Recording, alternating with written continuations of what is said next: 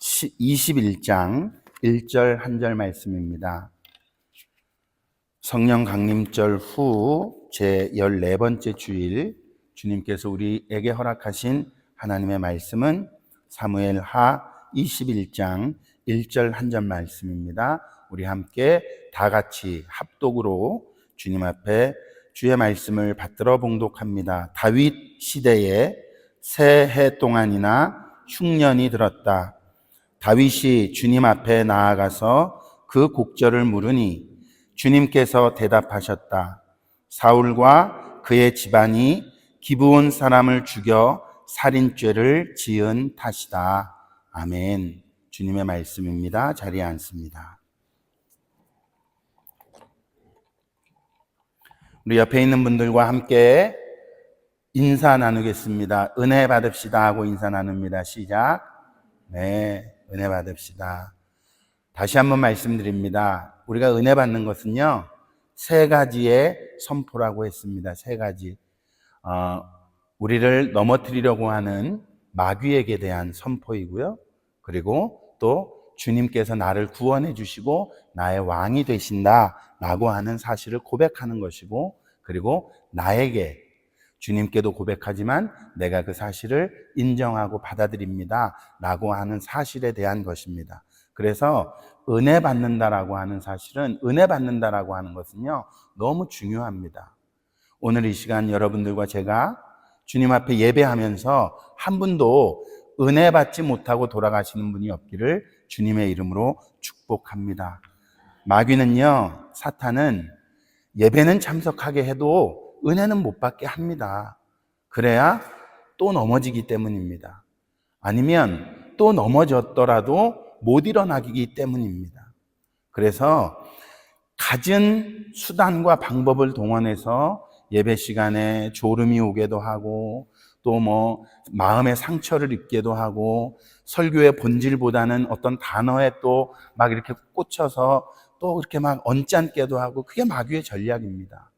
그러나 우리를 구원하신 하나님은 그 모든 것이 아니고 우리가 오늘 주의 말씀에 은혜 받기를 원한다는 사실을 여러분 믿음으로 고백할 수 있기를 주의 이름으로 축복합니다.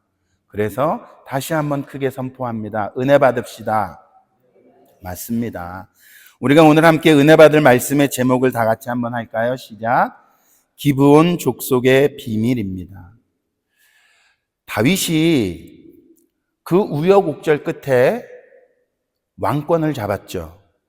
잡았다는 표현보다는 더 정확하게 표현하면 하나님으로부터 위임을 받았죠. 사울이 왕위를 계승하고 나서 얼마 안 돼서 하나님의 뜻과 하나님의 그 놀라우신 계획을 어기고 나서, 그리고 나서 하나님은 사울을 버렸습니다.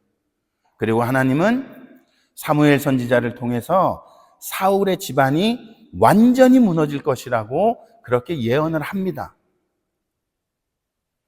그리고 나서 우여곡절 끝에 이제 다윗이 청권을, 왕위를 계승을 받은 겁니다. 그런데 아무 이유 없이 다윗이 통치하고 있는 그 시대에 3년이나 흉년이 들었습니다. 그 이유를 모르는 거예요. 예를 들어서 다윗이 우리아의 밧세바를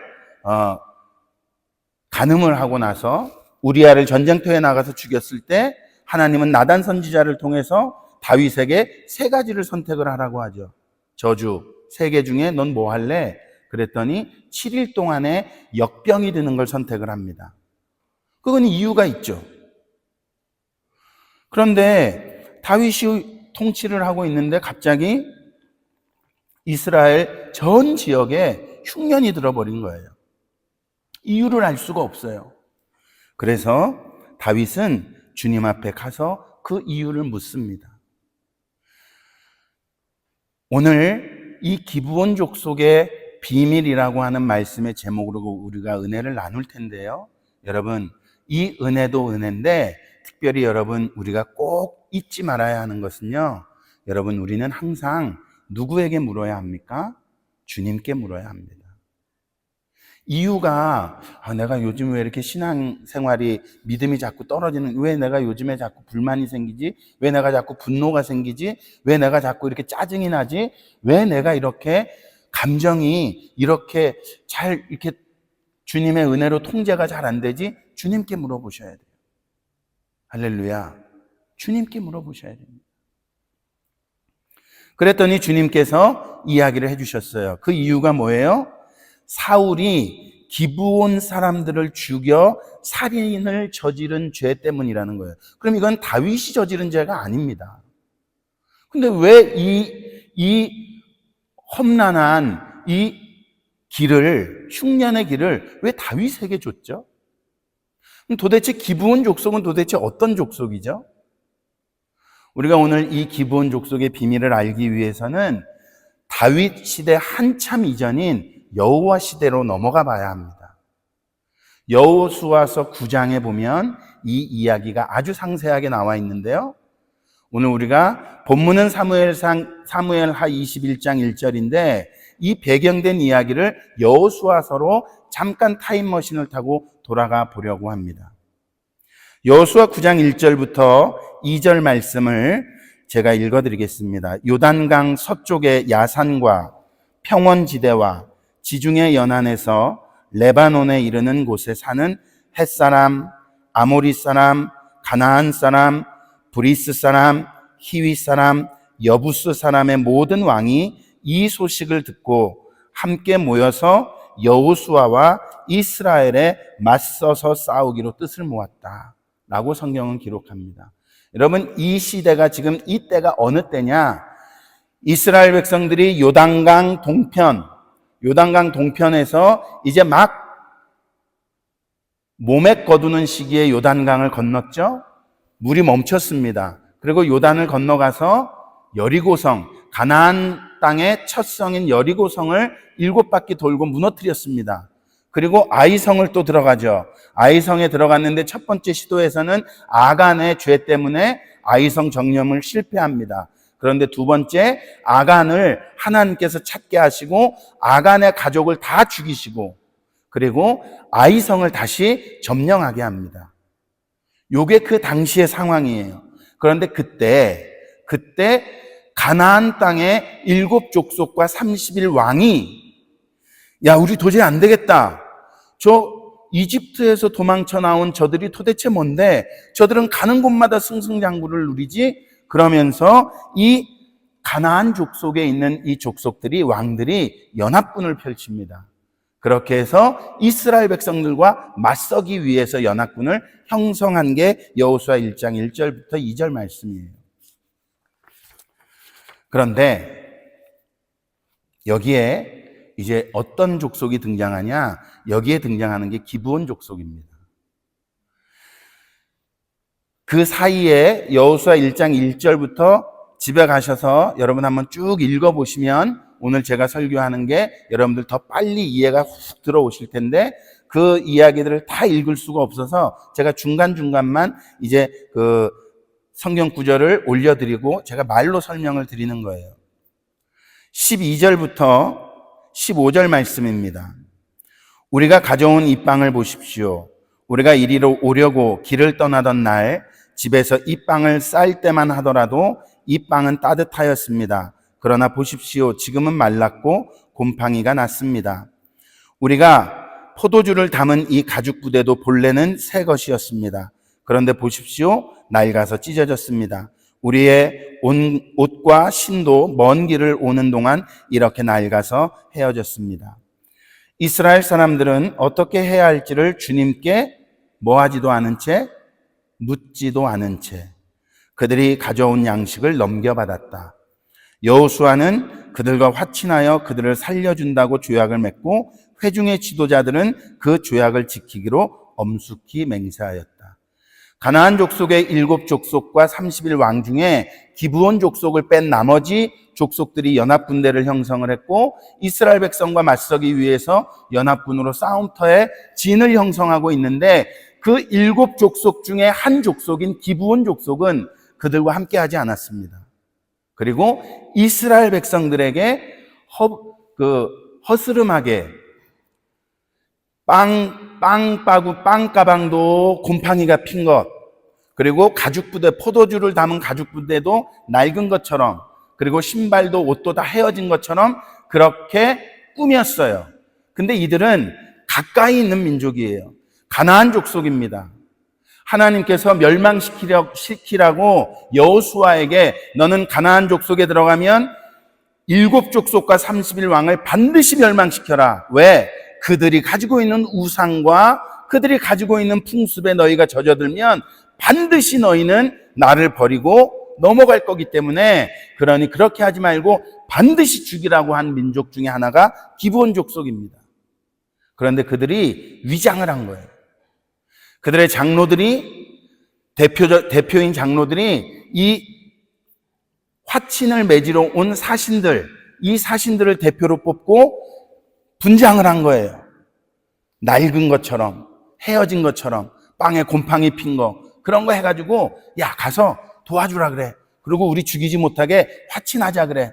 제발 가서 꼭 이 화친 조약을 우리가 하지 않으면 우린 죽어. 그러니 이거 반드시 해야 된다. 그리고 특명을 보내서 보낸 그 화친 대사들이 이 사람들이에요. 그런데 중요한 건 여호수아와 이스라엘 사람들은 14절에 여호와께 뭐하지도 않은 채, 묻지도 않은 채. 여러분, 우리가 주님을 의지하고 주님과 친밀히 동행하고 예수님이 나와 함께 계십니다, 우리가 고백하는데요. 여러분, 가장 위험할 때가 언제일까요? 질병이 찾아오고 경제적인 어려움이 닥치고 자식이 막 열로 펄펄 끓고 그 다음에 막 앞에 그 취업의 문제가 있고 막 이런 어려움 당할 때, 원하지 않는 사고를 만났을 때는 우리가요 본능적으로 주님을 찾습니다. 그런데 지금 이스라엘 백성들은요, 여리고 무너뜨렸죠, 아이성 무너뜨렸죠, 앞으로 승승장구만 남았어요. 그러니 주님 앞에 물어볼 이유가 없는 거예요. 이때가 가장 위험한 때입니다. 그래서 섰다고 생각할 때 뭐라고요? 넘어질까 무너질까 조심하라는 겁니다. 이 너무도 위중한 이 상황에 이스라엘 백성들은 어떻게 해야 할지 주님께 묻지도 않은 채 음식을 넘겨받아 버렸어요. 그리고 그들과 조약을 맺어버렸습니다. 그런데 거짓은 오래 가지가 않겠죠. 그래서 성경에 보면 3일 후에라고 나옵니다. 3일 후에 그들이 가까이 있는 민족이 위장을 하고 거짓 맹세를 하고 거짓 조약을 했다는 걸 이스라엘 장로들, 이스라엘 지도자들 앞에 들켜버립니다. 여호수아 9장 20절과 21절입니다. 우리가 그들에게 할 말이라고는 그들을 살려두어서 우리가 그들에게 맹세한 맹세 때문에 받게 될 진노가 우리에게 내리지 않게 하는 것뿐입니다. 그러나 비록 그들을 살려둔다 하더라도 우리 가운데서 나무 패는 자와 물 깃는 자로 살아가도록 그들을 제한할 것입니다. 지도자들이 이렇게 제안한 것을 회중이 받아들였다. 3일 후에 이스라엘 백성들이 그 연합군들과 싸우면서 영토를 확장해 가면서 기브온 족속이 있는 땅에 갔는데 보니까 그들이 그 사람들인 거예요. 채 3일 거리도 안 되는 거예요. 그런데 보니까 이 사람들이 멀리서 왔다 그랬는데 보니 가까이서 온 거짓말 친 사람들이에요. 그런데 이미 그 조약은 누구의 이름으로 맺었습니까? 여호와 하나님의 이름으로 맺었기 때문에 어떻게 할 수가 없어요. 그러니 그냥 받아들이지 않은 거예요. 대신 저 나쁜 놈들이 거짓말 쳤으니까 우리하고 같은 동급으로 여길 수는 없고 나무 패는 자, 물 깃는 자. 여기는 나무 패고 물 깃는다는 것은 뭘 위해서냐? 주의 성전, 제사장, 그 제단을 위해서 나무 패는 자와 물 깃는 자로 쓰이도록 노예로 삼았다는 뜻입니다.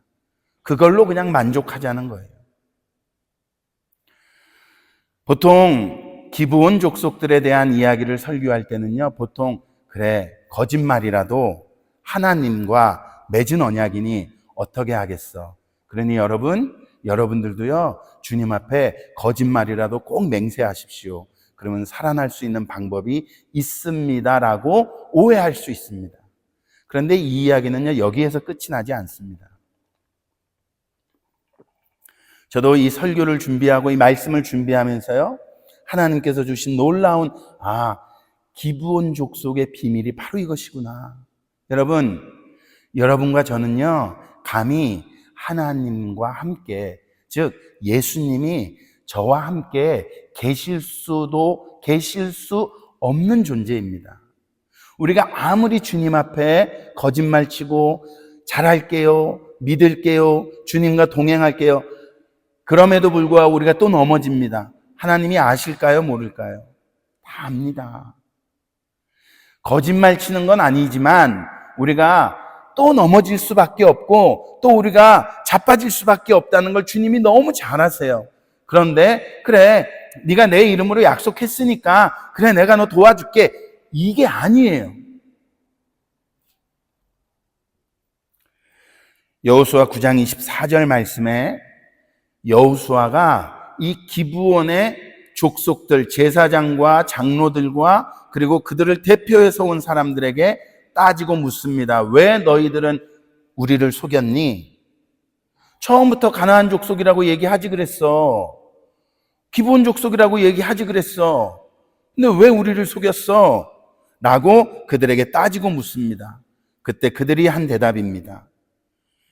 그들이 여호수아에게 대답하였다. 우리가 그렇게 속일 수밖에 없었던 까닭은, 여기서부터 함께 읽어볼까요?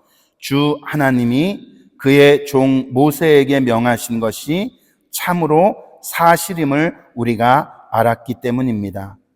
하나님이 이 땅을 다 이스라엘 사람들에게 주라고 명하셨고, 이스라엘 사람이 보는 앞에서 이 땅에 사는 모든 사람을 다 죽이라고 명하셨다는 것을 우리가 들어 알았습니다. 우리가 속임수를 쓸 수밖에 없었던 것은 우리가 이스라엘 사람 때문에 목숨을 잃을까 두려워하였기 때문입니다.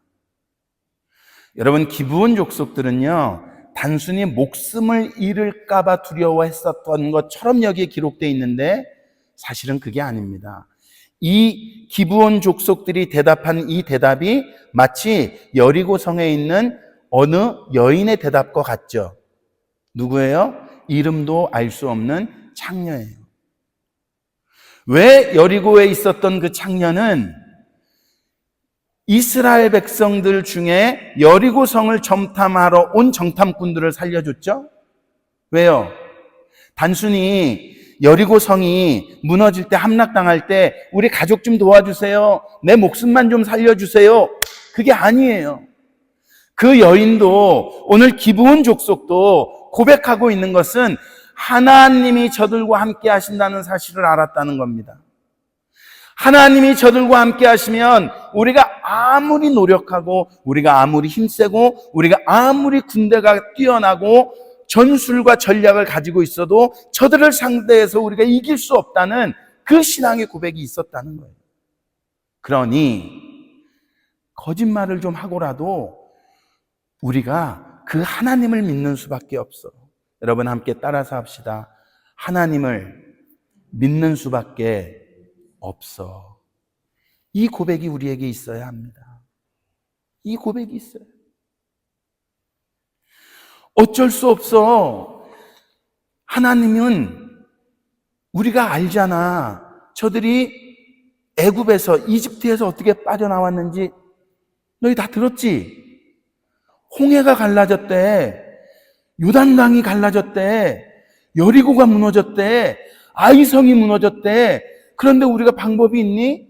저들은 분명히 하나님이 함께 하시는 민족들인데 우리가 어떻게 할 수 있겠니? 그러면 어떻게 하지? 우리도 그 하나님 믿는 수밖에 없어. 우리도 그 하나님과 동행하는 수밖에 없어. 여러분들을 보고 여러분들 주위에 있는 분들이 여러분들과 함께하는, 나와 동행하시는 예수님을 보고 나도 그 예수님과 함께 동행해야 되겠다라고 여러분들을 보고 그 주 예수 그리스도가 전해지고 전파되어지는 도구로 쓰임받는 축복의 주인공들이 되시기를 주의 이름으로 축복합니다. 그런데 여러분, 단순히 그들은요, 기브온 족속은 우리가 힘이 없으니까, 그래 하나님이 저들과 함께 하니까 그러니까 우리가 좀 어떻게 가서 빌어보고 거짓말이라도 쳐봐야지. 아니에요. 여호수아 9장 27절 말씀입니다.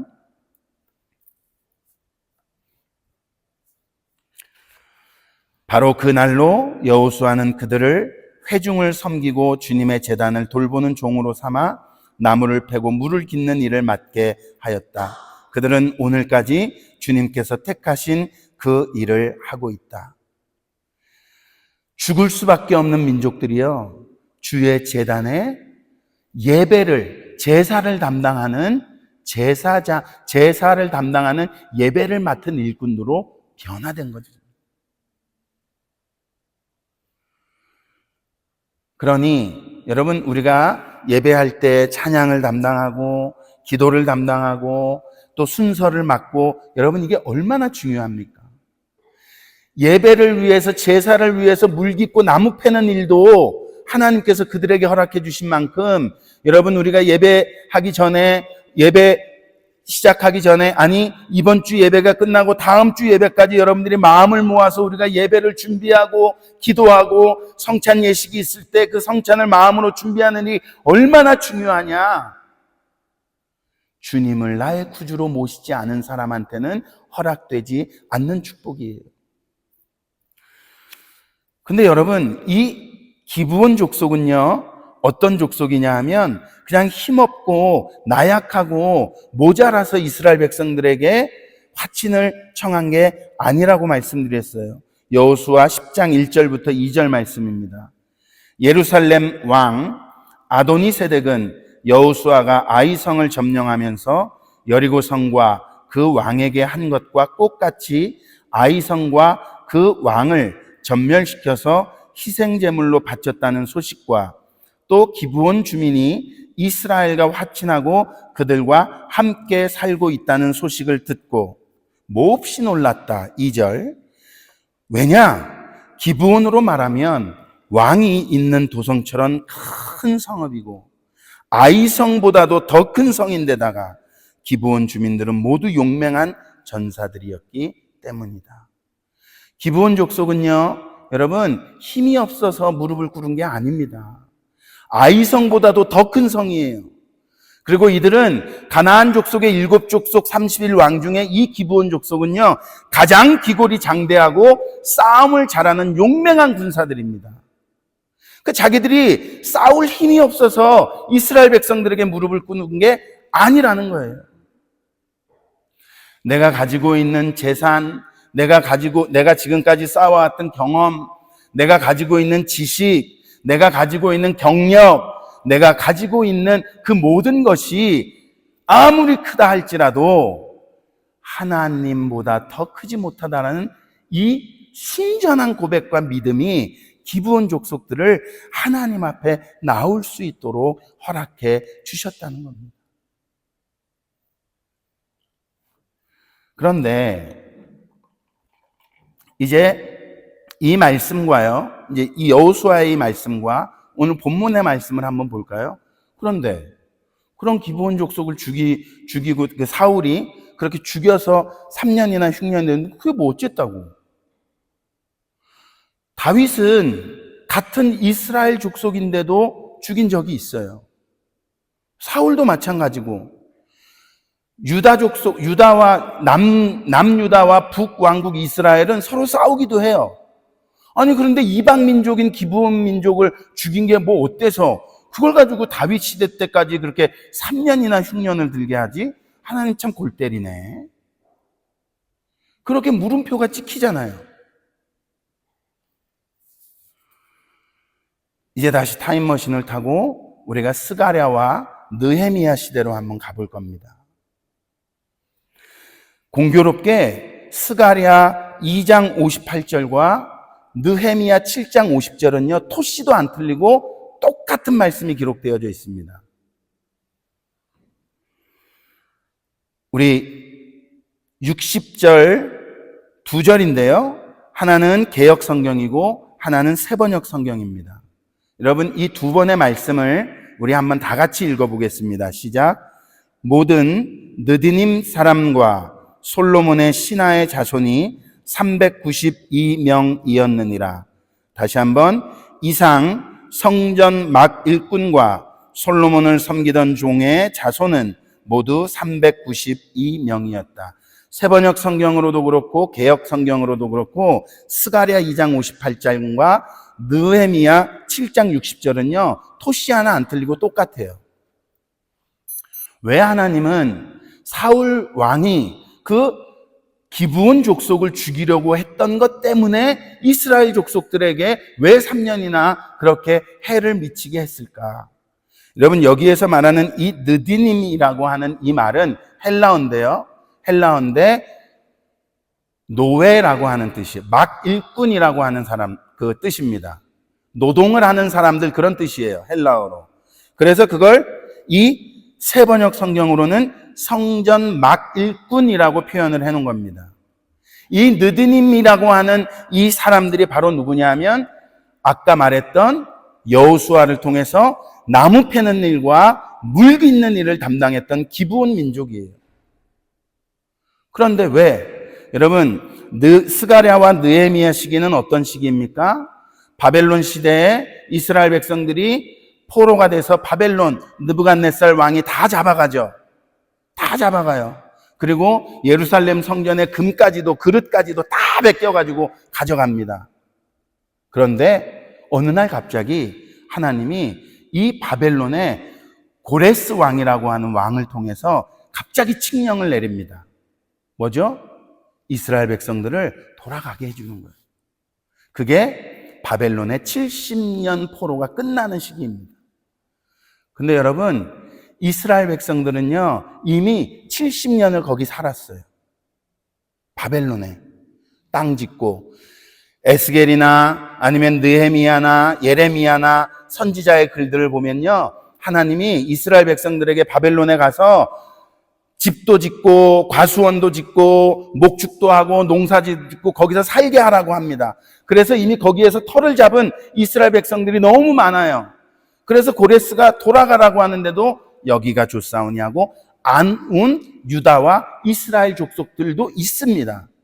그런데 이 느디님 사람들은요 돌아가라고 했을 때 아무 생각도 미련도 없이 예루살렘으로 돌아옵니다. 그리고 그들이 와서 스가랴와 느헤미야 선지자의 말씀을 여러분들이 처음부터 읽어보면 이들이 가장 먼저 했었던 게 무너진 성전을 수축하는 일에 쓰임받았던 인물들이 느디님 족속이에요. 그게 기브온 족속이에요. 그러니 사울 시대에 만약에 이 민족들이 말살되고 다 사륙당했다고 하면 이 사람들이 예루살렘 성전을 지을 수가 없는 거예요. 그러니 그 사람들을 죽이려고 했던 사울의 그 잔악함 때문에 하나님은 다윗에게까지도 그 어려움을 주게 한 겁니다. 사랑하는 성도 여러분, 하나님은 말씀하시면 반드시 이루시죠. 하나님은 약속하시면 반드시 그 약속을 지키시죠. 사무엘 하 21장 6절과 9절 말씀을 제가 읽어드립니다. 그의 자손 가운데서 남자 7명을 우리에게 넘겨주시기를 바랍니다. 그러면 주님께서 택하신 왕 사울이 살던 기브아에서 우리가 주님 앞에서 그들을 나무에 매달겠습니다. 왕이 약속하였다. 내가 그들을 넘겨주겠소. 9절입니다. 기브온 사람의 손에 넘겨주었다. 기브온 사람이 주님 앞에서 그들을 산에 있는 나무에 매달아 놓으니 그 7이 다 함께 죽었다. 그들이 처형을 받은 것은 곡식을 거두기 시작할 무렵 곧 보리를 거두기 시작할 때였다. 이건 무슨 이야기입니까? 기브온 족속들이 그 흉년이 끝나고 사울 왕이 자신 족속들을 죽이기 위해서 그렇게 한 것 때문에 이 흉년이 들었다는 사실을 하나님이 알게 해주시고 나자 다윗 왕이 이 기브온 족속들을 부른 거예요. 너희들을 그렇게 죽이려고 했었던 것 때문에 이렇게 됐단다. 주님이 말씀하셨단다. 너무 미안하구나. 그런데 여러분, 이 사울이요, 기브온 족속을 죽이려고 했었던 그 스토리는요, 오늘 사무엘하 21장 1절 요 말씀, 사울이 기브온 족속을 사륙했다라고 한 이 구절 말고는요, 다른 성경에 어디에서 그들을 죽이기 위해서 뭘 했다 이런 내용이 하나도 나와 있지 않아요. 그런데 다윗도 모르는 거예요. 그래서 그래, 그럼 너희들 어떻게 해주길 원하니? 그랬더니 기브온 족속이 한 말이, 사울의 자손 중에 남은 남자 7명이 있는데 그 남은 남자 7명을 우리에게 넘겨주십시오. 그러면 우리가 그들을 사울이 살았던 동네 기브아 동네에 가서 우리가 그들을 목에 달아 죽이겠습니다.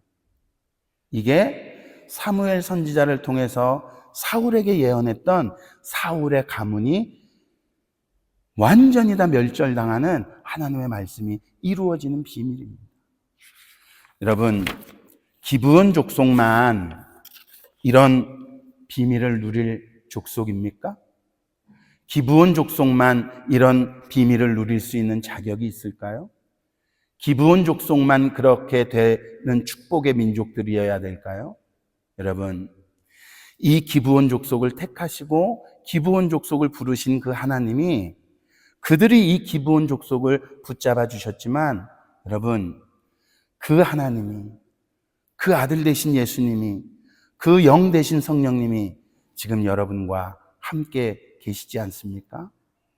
지금 여러분들과 동행하시지 않습니까? 지금 여러분들과 24시간 여러분들과 함께 동행하며 말씀하고 계시지 않습니까? 이게 주님의 자녀된 족속들이 누리는 축복인 줄 믿습니다. 우리 이 시간 말씀을 생각하면서 함께 기도하기 원합니다. 주님, 내가 삶의 환경이 조금 바뀐다 하더라도, 또는 나에게 어떤 기도 제목이 생긴다 하더라도, 주님이 나와 함께 계시니 주님 감사합니다. 그런데 여러분, 우리가 이거를 위해서 더 기도합시다. 평안할 때, 응답받았을 때, 좋을 때, 주님, 그때도 제가 주님께 묻겠습니다. 그때도 제가 주님의 음성을 기다리겠습니다. 그때도 제가 주님의 음성에 귀 기울이겠습니다. 이 믿음, 이 신앙 놓치지 않게 해 주시옵소서. 우리 이 두 가지 가지고 말씀 생각하면서 함께 기도합니다. 사랑과 은혜가 많으신 아버지 하나님의 은혜를 감사합니다. 주님, 기브온 족속에게 주셨던 그 비밀, 기브온 족속에게 주셨던 그 축복, 기브온 족속과 함께 하셨던 그 하나님이 지금 나와 함께 내 삶에, 내 마음 속에, 내 가슴 속에, 내 생각 속에, 우리의 삶 속에, 우리의 학업 속에, 우리의 가정 속에, 우리의 교회와 또 우리의 사업의 현장 속에 함께 하심을 감사합니다. 주님, 우리가 감히 주님과 함께 할 수 없지만, 우리가 감히 주님과 동행할 수도 없지만, 우리를 주님께서 찾아주셔서 우리를 인도하시니 감사합니다. 이제 아버지 하나님, 내가 어디를 가든, 어떤 사람을 만나든, 어떤 시간을 만나든, 어떤 장소에 있든, 어떤 위협이 나를 덮치든, 나에게 어떤 기도의 제목들이 오든, 하나님, 내가 주님과 동행함으로 주님과 늘 함께 있는 그 축복의 비밀을 누리는 귀한 종들 모두가 되게 하여 주시옵소서. 또 아버지 하나님 앞에 기도합니다. 하나님, 평안할 때, 응답받았을 때, 행복할 때, 아버지 하나님 아무 문제 없을 때, 아버지 그때가 더 위험합니다. 주님, 내가 그때도 주님께 묻겠습니다. 그때도 내가 주님의 음성을 기다리겠습니다. 그때도 내가 주님의 음성에 귀 기울이겠습니다. 주님, 주의 사랑하는 종들 모두가 주님 앞에 이 축복의 비밀된 도구와 증인으로 쓰임받을 수 있도록 주님 인도해 주시옵소서. 하나님 아버지, 주님의 은혜를 감사합니다. 주님, 성경에서 우리에게 주시는 이 말씀은 어떤 말씀이라도 그들에게만 허락된 축복, 그들에게만 허락된 비밀이 아닙니다. 우리에게도 주시기 위하여 주님께서 예로 들어주신 말씀인 줄 믿습니다. 하나님, 기브온 족속의 그 비밀이 나의 비밀이 되게 하옵소서. 기브온 족속에게 허락하셨던 그 축복이 나에게도 이미 허락해 주심을 감사합니다. 주님, 내가 앞으로 한 번도 가보지 못했던 나의 인생에 어떠한 곳이든, 어떠한 만남이든, 어떠한 장소든, 어떠한 기도의 제목이든 주님 그때마다 주님께서 나와 함께 하시며 나와 동행하시는 그 주님을 항상 바라볼 수 있는 주인공들 모두가 되게 하옵시고, 또한 아버지 하나님 평안할 때, 행복할 때, 응답받을 때, 아무 문제 없다고 생각될 때도 주님께 묻고 주님의 음성을 듣는 주의 종들 모두가 되게 하옵소서.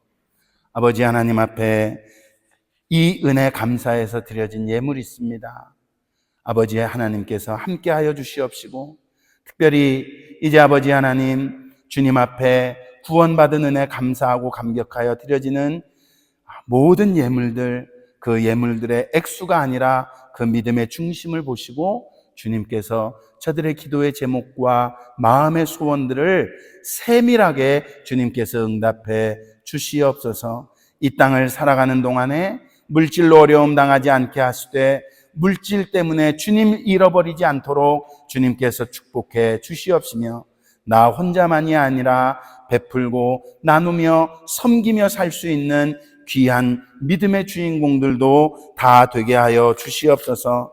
귀한 가정을 꾸린 우리 김동영 성도의 가정 주님께서 축복해 주시고, 이 일을 위하여 무사히 잘 다녀올 수 있도록 주님께서 우리 성도님들의 발걸음을 축복해 주시는 것 또한 감사드립니다. 아버지 하나님, 새 생명을 허락해 주신 가정도 있습니다. 박수린 아버지, 그 가정에 주님과 동행하는 귀한 딸이 되게 하시고, 그 딸로 인하여 그 가정이 더욱더 주님과 동행하는 증거와 증인들이 될 수 있는 가정이 되도록 주님 축복해 주시옵소서. 아버지, 기도로 준비하고 있는 우리 나눔 찬양 콘서트도 주님께서 축복하시고, 우리 한독 연합 예배도 주님께서 축복으로 인도하여 주시옵소서. 이제 아버지 하나님, 독일의 그동안의 삶의 여정을 접고 한국으로 돌아가는 사랑하는 딸이 있습니다. 아버지, 어떻게 될지 아직 미지의 세계고 또 어떻게 될지 알지 못하오나, 내가 어떻게 돼서가 아니라 나와 함께 계시는 그 주님 때문에 내가 그 주님을 증거하고 살 수 있는 귀한 열매 맺는 자매가 되게 하여 주시옵소서. 루마니아의 배만주 선교사님, 세네갈의 이재일 선교사님, 한국의 최유섭 선교사님들의 그 사역을 주님께서 축복해 주시옵소서. 몸된 교회를 통하여 주님께서 이루고자 하시는 그 모든 일들이 주님의 계획대로 이루어지게 하여 주시옵소서. 아버지 하나님이 몸된 교회를 세워주셨을 때 주님께서 세우신 그 계획을 우리가 함께 바라보며 그 계획을 이루어 드리는데 부족함 없는 우리 모두가 될 수 있도록 예수 그리스도의 이름으로 축복하며 기도하옵나이다. 아멘. 함께 자리에서 일어나시겠습니다. 찬양 드리겠습니다.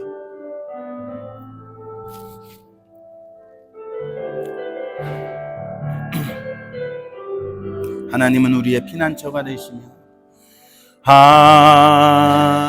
하나님은 우리의 피난처가 되시며, 환난 중에 우리의 힘과 도움이시라. 하나님은 우리의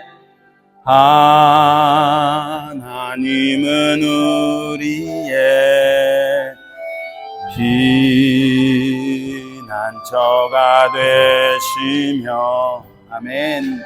환난 중에 우리의 힘과 도움이시라.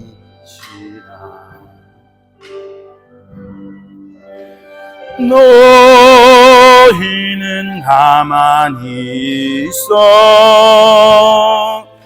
주가 하나님 대말지어다.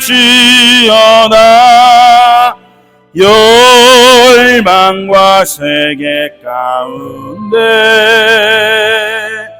주가 높임을 받으리라. 사랑합니다 내 아버지, 사랑합니다 내 아버지, 찬양합니다 내 온 맘 다하여 선포합니다 예수 그리스도.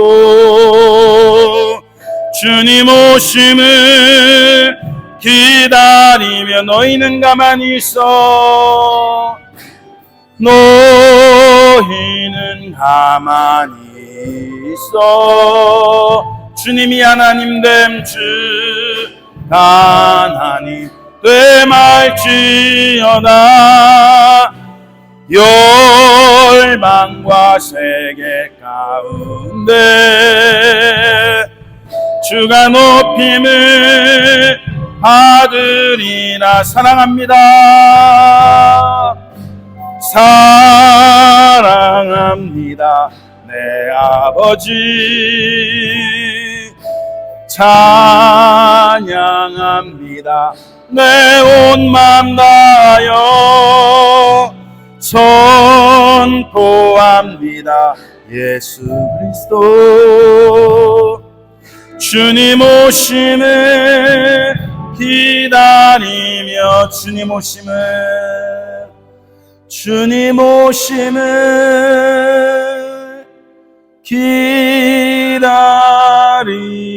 기다리며. 아멘.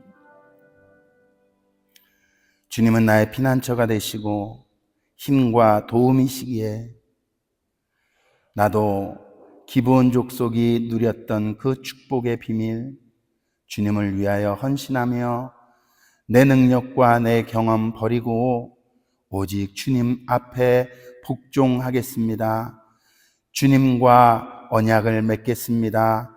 다짐하고 돌아가는 주의 사랑하는 종들 머리 위에 우리와 늘 함께 하시기 위하여 십자가를 지신 예수 그리스도의 그 크신 은혜와 그 아들을 우리에게 허락하여 주신 아버지 하나님의 크신 사랑하심과 우리를 늘 고아와 같이 버리지 않으시고 동행하시는 성령님의 역사하심이 이제로부터 영원토록 함께 하시기를 간절히 축원하옵나이다.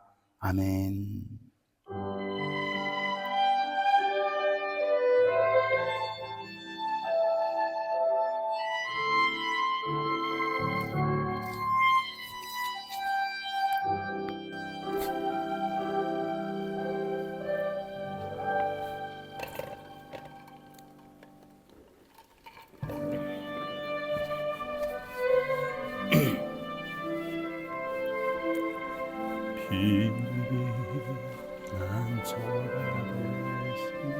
은혜 받았습니다.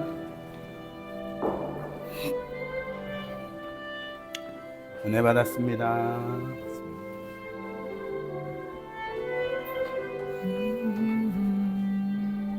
은혜 받았습니다. 집사님 은혜 받았어요.